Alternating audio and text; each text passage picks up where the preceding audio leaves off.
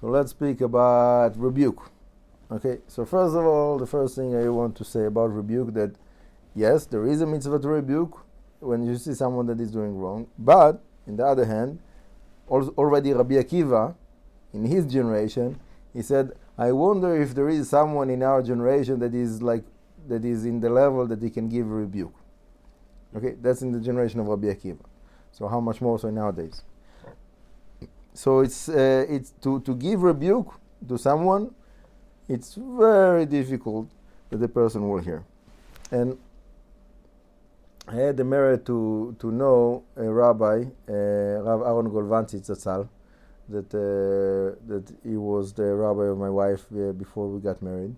That he was like very, very good in giving rebuke. So what was his secret? That like before he would say something, for good like 15-20 minutes he would apologize, like forgive me for saying something, and really you're such a good person, and I'm so low, and like I'm not worthy to say anything, and he would say it like so sincerely, like that you want to like shake him up. Okay, so tell me what's wrong, like it's like he was like really like putting himself down, like and like nullifying himself, not at all looking like down at the person that he would give him rebuke. And in this way that he was like so humble, and he was like so much like with so many like apologizing and so on. So when he would say whatever he would say, it would be like very, very hard not to listen and not to take his words. And obviously it takes a lot of patience. Most of the people, they don't want to spend so much time like apologizing and this and that. They just want to throw those words of "you're doing wrong" and go to their way. And that's obviously not something that people can take. So usually the answer is you can't do it, so don't do it. Don't do it. Like if you'll do it, the person will not hear, will not accept. So forget about it. Leave it aside. You can make a rebuke to Hashem. There was one time I went with a rabbi.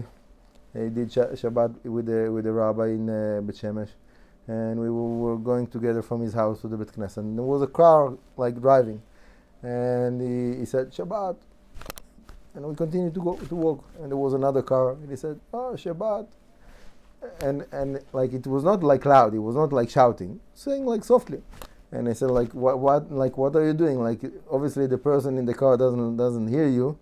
So he said I'm not doing it for him. I won't, even if he will hear me, it wouldn't make a difference for him.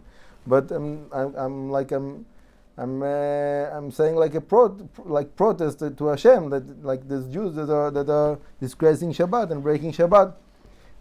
So it's not for him, it's for Hashem. Like it's between me and Hashem, and that's something that you can always do. You can like in your prayer, Hashem, like why those things are happening. Please, Hashem, help those people to correct their ways, whatever it is. Fine, so that's something that you can do. Now it gets even more complicated when you're talking about a rabbi. How do you give rebuke to your father or your rabbi that you have a mitzvah to honor them? So the advice that it's the way it's brought down in the halacha is that, for example, let's say, that you see the rabbi that is speaking in the middle of the repetition of the Shliach Tzibur, God forbid. So it's very, very hard to do it right, but theoretically the way to do it is to come afterwards and to say, Rabbi, didn't you teach us that it's not allowed to speak in the time of the repetition of the Shliach Tzibur? Not to tell him like you did wrong, to tell him like, didn't you teach us so and so? That's the classic way, that it's the way it is brought down in the halacha.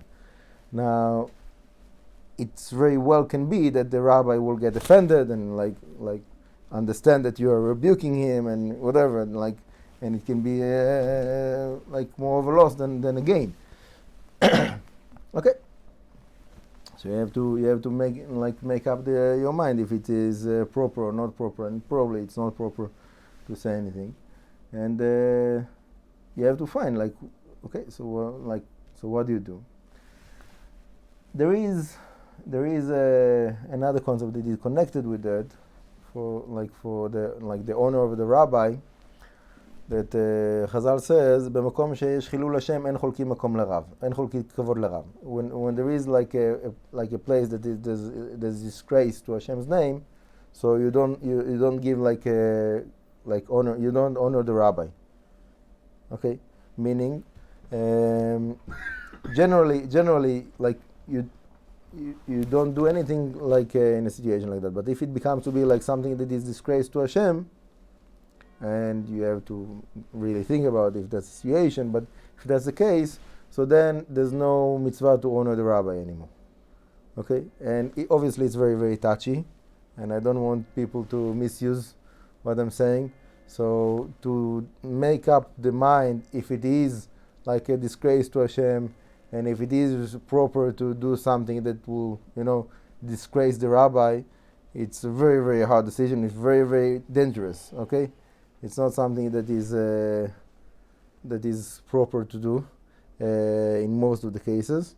So I would say if somebody Chas v'Shalom thinks that there is a case like that, so to go to a higher authority, higher like rabbi that is in charge of like more like bigger community, and to tell him the situation, and to ask him like if that's the case, that is like if it's right to start a war for that. Can you talk about what it means to disgrace Hashem? In what aspect? In what regard? What's the definition? Look, disgrace Hashem, it's translation of Chilul Hashem.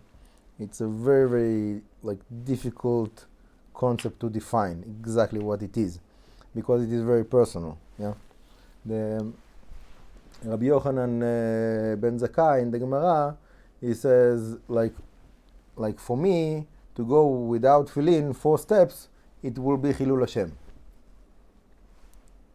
That like he was like the rabbi of the rabbis of the Tanaim, Rabbam Shel Tanaim.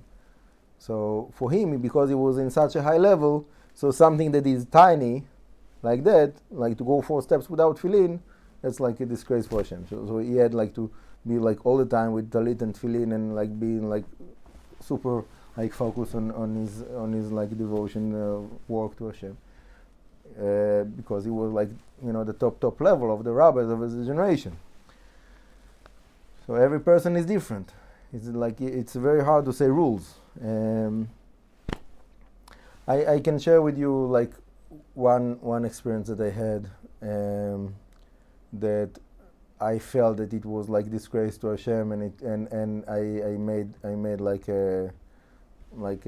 some kind of protest against it. I was praying in a Bet Knesset, and there was there was ladies in the back. There was like some kind of improvised like women's section in the back of the Knesset. It was like a glass like a window that they were like looking, and they wanted to see the Sefer Torah when they did the Akbah of the Sefer Torah, and they looked up to see the Sefer Torah.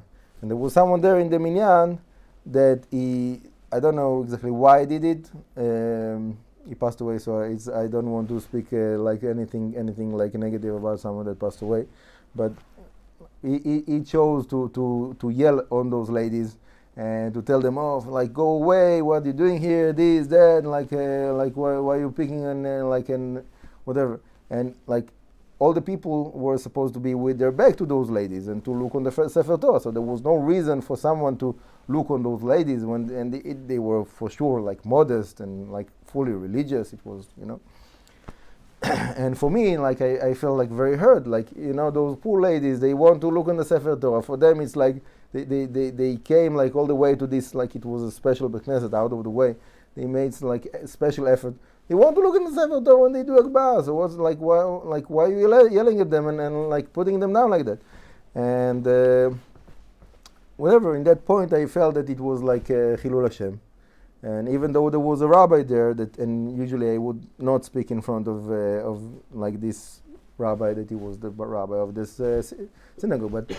But because of that concept that I felt that it was like wrong, and the rabbi didn't do anything. So in the end of the minyan, I stood up and I said I want to make a protest against what happened here in the middle of the prayer, that this man was yelling on those ladies, and I think it was Chilul Hashem, and it was wrong. It was wrong to yell at them and to put them down, and like to disgrace them in public, and something like that. And this person, he really felt like that I didn't understand what he did and why he did whatever he did, and he told me that's the worst thing that happens in the world, that you're finding yourself like right to protest against it. There's not, like other things that are taking place. You don't care. This is like whatever. That was his response. And the rabbi of the place, he understood where I'm coming from, and he didn't disagree with me, but he told me that the side that this person was so harsh and hard on those ladies, because there was a story a few months before that I was not aware of, that there was a lady that came to the synagogue, and she was standing in the opening, so and it made a connection with one of the people of the minyan, and it was some kind of not a scandal, but it was something wrong that happened there in their interaction. So that was the background that I was not aware of, that because of that this person was yelling on those ladies. Okay, so those kind of things, it's very, very delicate kind of a situation, in this situation, for example, I was not aware of some ingredients of what's happening, so I judged it that just locally, without the big perspective of something that happened a few months ago.